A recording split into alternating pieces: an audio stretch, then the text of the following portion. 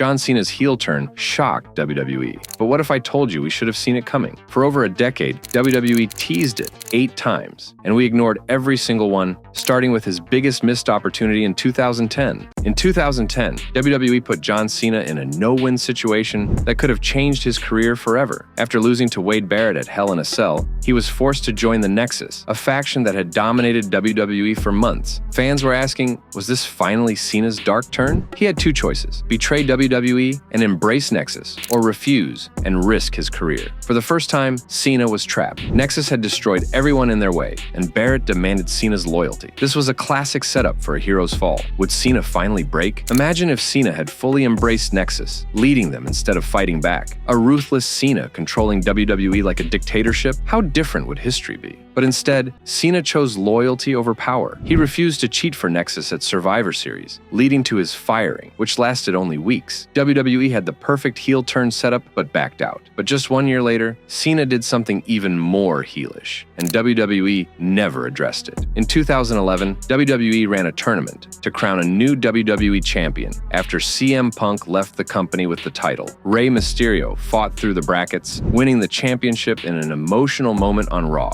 only for John Cena to challenge him the same night. Instead of letting Rey celebrate, Cena cashed in on his exhaustion and defeated him just hours later. No build-up, no storyline, just Cena taking the belt from an exhausted underdog. Fans were shocked. Was this really the same Cena who preached hustle, loyalty, respect? Imagine if a heel had done this. If Randy Orton or Edge had robbed Rey like that, fans would have called it a cheap, cowardly move. But because it was Cena, WWE played it off as normal. Did Cena's hero status let him get away with a full-blown heel act? No promos, no apology, just Cena standing tall while Rey was left heartbroken. WWE never acknowledged how selfish it looked, but this was just the beginning. Only months later, Cena faced a test unlike any before. In 2012, WWE openly tested Cena's breaking point. Kane returned with one goal: to make Cena snap. Week after week, Kane attacked him, chanting, "Embrace the hate." He claimed that Cena's "Rise Above Hate" slogan was a lie, and deep down, he was just like everyone else. Kane wasn't just playing mind games. He went after Cena's friends to push him over the edge. Zack Ryder, who had been riding a wave of underdog popularity, was dragged into the feud and completely destroyed. Kane attacked Ryder multiple times, choke-slamming him off a stage, crushing his ribs, and putting him in a wheelchair.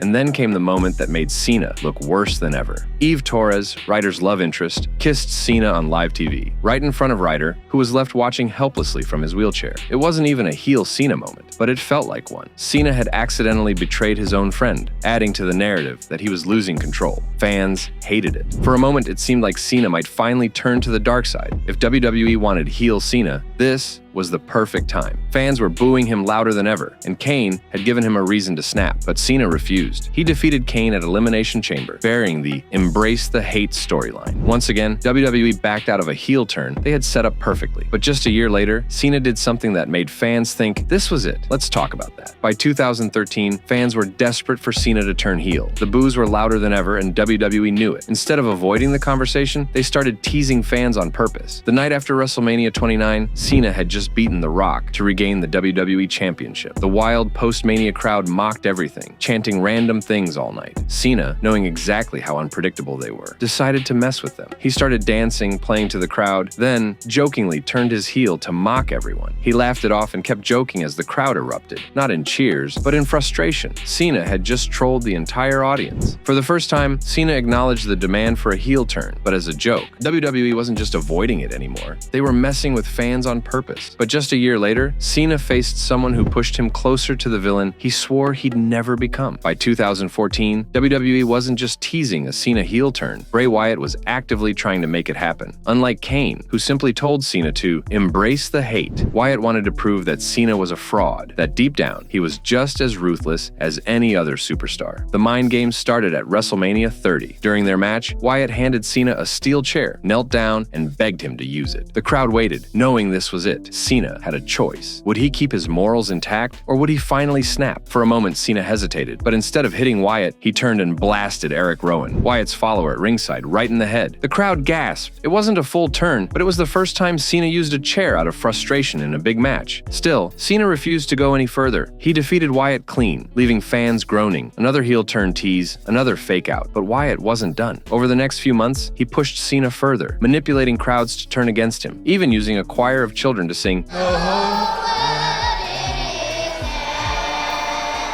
in creepy unison. Wyatt's message was clear: John Cena only cares about John Cena. And for a second, it looked like WWE was actually leaning into it. But once again, Cena refused to change. He defeated Wyatt at Payback, burying the storyline and leaving fans wondering, was WWE ever going to pull the trigger? Years passed, and it seemed like the answer was no, until 2020, when Cena stepped into a match that didn't just tease a heel turn, it dissected everything about him. By 2020, John Cena's legacy was set. He was the untouchable, unstoppable franchise player who had spent years brushing off boos and refusing to change. But at WrestleMania 36, Bray Wyatt didn't just aim to beat Cena, he aimed to expose him. The Firefly Funhouse match wasn't a fight. It was a psychological breakdown of everything Cena stood for. Wyatt forced him to relive his biggest career moments: his ruthless rise to the top, his dominance over younger stars, his corporate-backed image. Then, in the most shocking visual, Cena appeared as a member of the NWO, playing the role of a cocky, villainous Hollywood Cena, the exact heel turn fans had been waiting for, but never got. Then came the final moment. Cena went for a punch, but suddenly, he wasn't fighting Wyatt anymore. Instead, he was trapped, grappling with Huskus the Pig Boy, a puppet that symbolized his own past self. Before he could react, the Fiend emerged, locked him in the mandible claw, and pinned him. Except it wasn't Wyatt who counted the fall. It was Bray's original persona, watching Cena's downfall like a man who had finally won a long game. Then, the screen faded to black. Cena was gone. No exit, no return, just erased. For years, WWE had refused to turn Cena heel. This match gave fans the heel turn tease they had wanted, but only as a fantasy, never reality. But in 2025, the shift wasn't just in Cena's mind. It was happening in real time, and the first cracks finally showed. In the 2025 Royal Rumble, John Cena was chasing one last shot at history, a chance to win main event WrestleMania and secure his 17th world title. But in a shocking turn, Jey Uso eliminated him. Cena stood outside the ring, stunned. The crowd felt it too. Something about this moment felt different. Then, Cena did something uncharacteristic. He stepped back into the ring, walking straight up to Jey. His expression was unreadable, his body language tense. For a second, it looked like Cena might snap, and then he hugged him. It seemed like a show of respect, but this was a tease, subtle, yet different from what Cena might normally do. Jey celebrated, and Cena backed away, clapping, keeping the mask of hustle, loyalty, respect. But 3 weeks later, in a match where Cena's heroism should have been unquestionable, he made a decision that felt even more out of character, and this time, he didn't try to hide it. 3 weeks after the Royal Rumble, Cena entered the Elimination Chamber, one step closer to his record-breaking 17th world title shot. Inside the unforgiving structure, he faced CM Punk, Drew McIntyre, Logan Paul, Damian Priest, and Seth Rollins. But when the dust settled, it wasn't just how Cena won. It was what he did to win that left fans uneasy. With only Cena and Punk left standing, Seth Rollins, who had already been eliminated, stormed back into the chamber and delivered a stomp to Punk, a cheap shot, an illegal attack, the kind of interference Cena for years would have condemned. But instead of backing away, instead of demanding a fair fight, Cena pounced. Without hesitation, he locked in the STF on a dazed Punk, forcing a quick submission. It was over. Cena had won. He was going to WrestleMania, but something about the moment felt off. The old Cena would have stood back, allowed the match to reset, but this Cena, he took the opportunity and never looked back. It wasn't cheating, but it wasn't hustle, loyalty, respect either. It was desperation. It was a man who refused to let this chance slip away, no matter the circumstances. Cena didn't celebrate like a hero. He celebrated like a man who knew he had just crossed a line, and then, in a moment no one expected, he crossed another. Cena stood in the ring, his ticket to WrestleMania secured. Cody Rhodes entered, stepping up to congratulate him. It was a full-circle moment. 2 generations of WWE's top stars ready to clash in the main event. For a second, it seemed like a moment of respect. Cena accepted Cody's handshake, and then he low-blowed him. The arena fell silent. Cena stood over Cody, his expression unreadable, until it wasn't. Slowly, his face shifted. No longer the man who preached hustle, loyalty, respect. The Rock nodded in approval. Cena didn't shake hands with Cody that night. He shook hands with the devil. He had spent decades resisting the dark side, standing by his morals, refusing to bend. But in that moment, he chose power over honor. For years, WWE had teased it. For years, Cena had resisted it. But now, it was real. John Cena had finally turned heel, and this time, there was no coming back.